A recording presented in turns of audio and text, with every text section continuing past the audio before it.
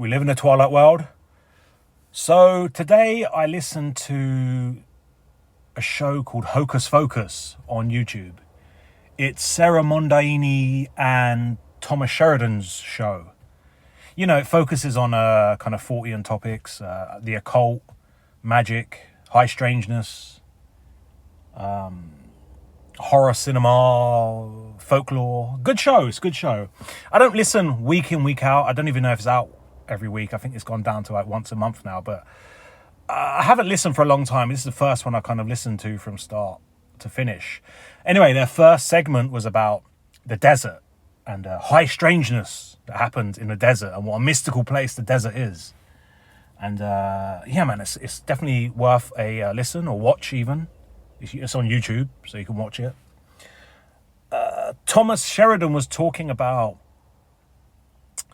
you know, all of the people he's spoken to over the years that have spent time in the military over in the deserts. You know, Gulf War I, Gulf War II, Afghanistan, Iraq.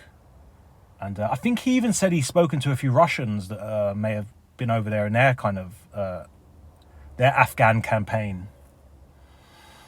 And yeah, he was saying all of them have a similar story of being on like a night patrol or on a night watch and looking out into the Barren Desert and seeing ghostly figures in the distance. And of course, when they beam their military grade spotlights upon these shadowy figures, they're not there. They disappear. Now this obviously lines up with what I talk about in regards to the Ghost Legion. But anyone who's new or doesn't know what I'm talking about with the Ghost Legion, I'm saying that the Hidden Hand has an army of beings that are very ghostly in their, how can I say, in their appearance and in the way they move. Now, I don't know if they are actual ghosts or just very highly trained humans with some very high technology. I don't know. These fuckers are almost impossible to catch. They are almost invisible. If you would see them, you would think you'd seen a ghost or an alien. Because it is either a ghost or an alien, or it's a guy, a human in a very advanced suit that to you would look very alien. You know, I'm talking stuff like, you know, like the Predator films, that kind of, the ability to bend light on their suit and just blend in with the camouflage, blend in with the background, you know. It deflects light or whatever, I don't know. And just experts at moving around in the shadows, yeah? That's why I call them the Ghost Legion. That's the name I assigned to them. And that's obviously a play on the whole League of Shadows from the Batman films. Actually, in the comics, they're called the League of Assassins. In the Christopher Nolan Dark Knight films, they're called the League of Shadows. Yeah? They're like ninjas. They're all dressed in black, and they are experts at using the shadows, using the darkness, becoming invisible. These are the ones that trained Bruce Wayne how to be Batman, how to use these things, how to use deception and theatricality, how to become invisible, how to make it look like there's 20 of you when there's only one of you. There's all this kind of stuff, okay? A lot of you have even said that I'm using them kind of tactics when I go to places, that I can blend in and turn invisible. Well, maybe. Yeah. So, back to the whole desert. The mystical place of the desert. If you go back and watch any documentary on, say, Afghanistan, the war in Afghanistan, you know, you'll see some very theatrical, what we call, I don't want to say fighting because they're not really fighting anything, but very theatrical kind of retaliation fire from the coalition forces, from the NATO forces, from the ISAF forces.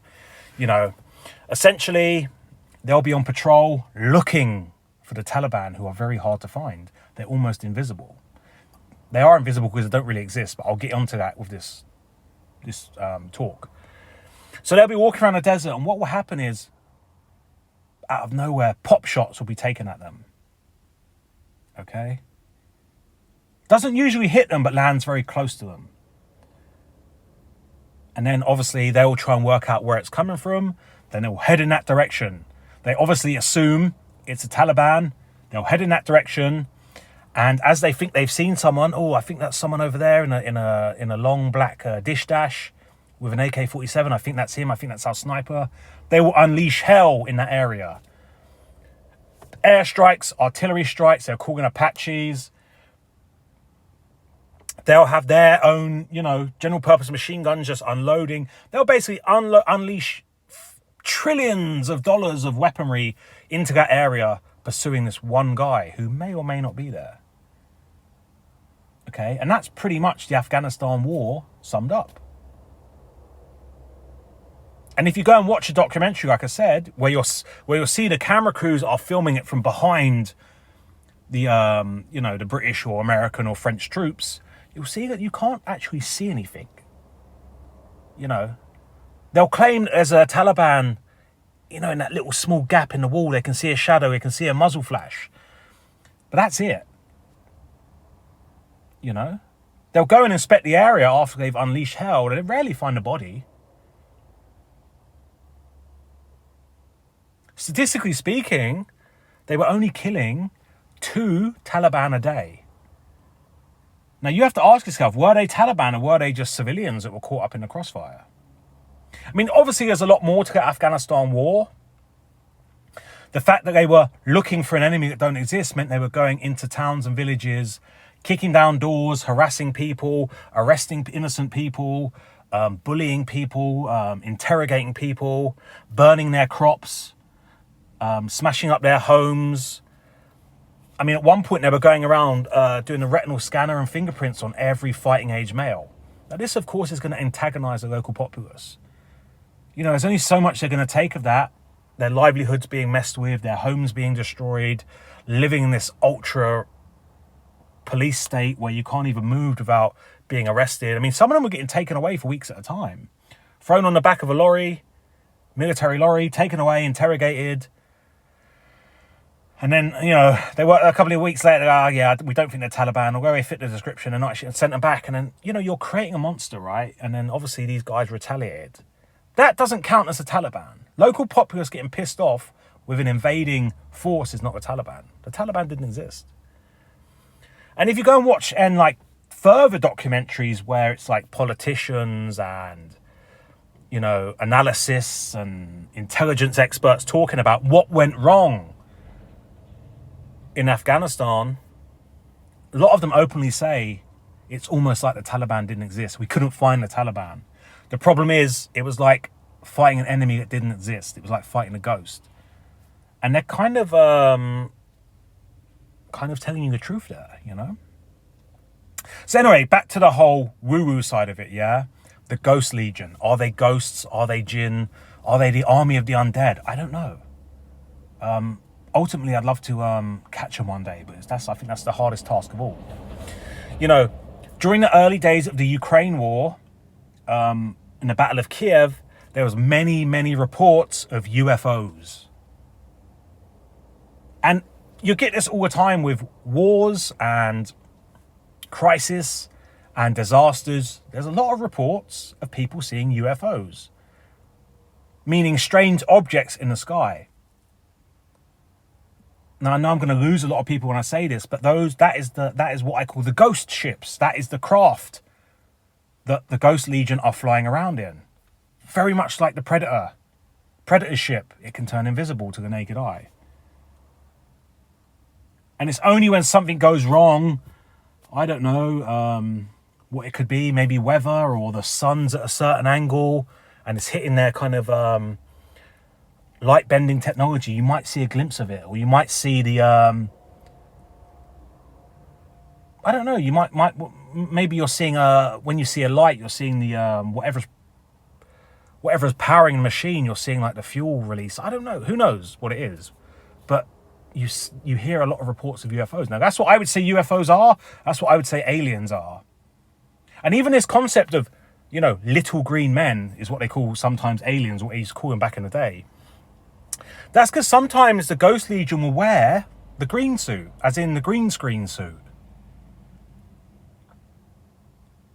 Yeah, there's plenty of reports of people seeing on the ground guys running around in green screen suits or the green screen mask. Regular clothing, but with a green screen mask. That's obviously so later on, the digital magicians can then add on certain faces. They can click on a Muslim face, a black face, a white supremacist face. They can make the bad guy, the terrorist bomber, the kidnappers, the crazy knife man, whatever religion color you want, because they did it wearing a green screen mask. This is what we're dealing with, yeah?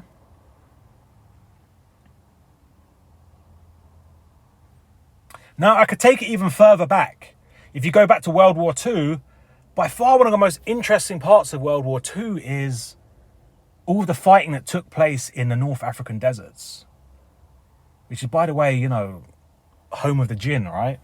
And that's where the British Army took deception to dizzying new heights, out in the deserts. And the Germans were doing it as well. And it's very strange that although allegedly the Germans were right on the, you know, they conquered France, or they'd occupied France, and they were on, there was only the English Channel separating them from mainland Britain, they chose to take the battle to North Africa and doing it, you know, there. That in itself is very suspicious, but like I said, man, they took deception to dizzying new heights.